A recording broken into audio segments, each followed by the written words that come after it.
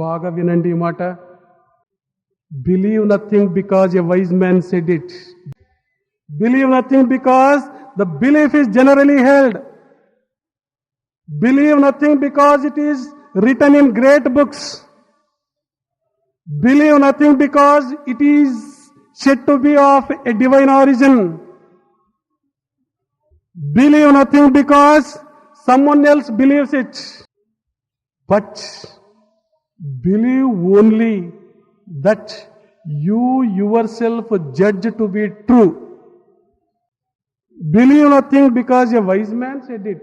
ఒక బుద్ధిమంతుడు, జ్ఞాని, తత్వశాస్త్రజ్ఞుడు, మంచి తెలివిగలవాడు చెప్పినాడని నమ్మవద్దండి.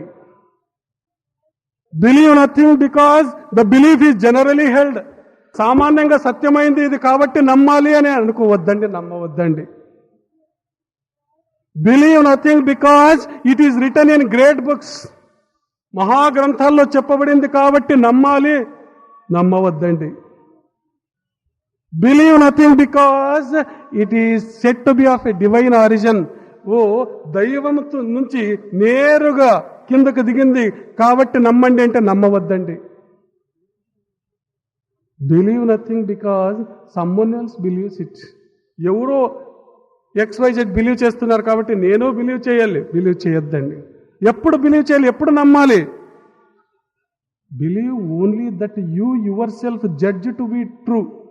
మీరు తీర్మానం చేసుకోవాలి, దీనిలో సత్యం ఉందా, పరిశీలించి పరిశోధించి సత్యమని తలిచినప్పుడు, భావించినప్పుడు ఆ విషయాలు నమ్మండి, ఆ మార్గంలో ముందుకు వెళ్ళండి.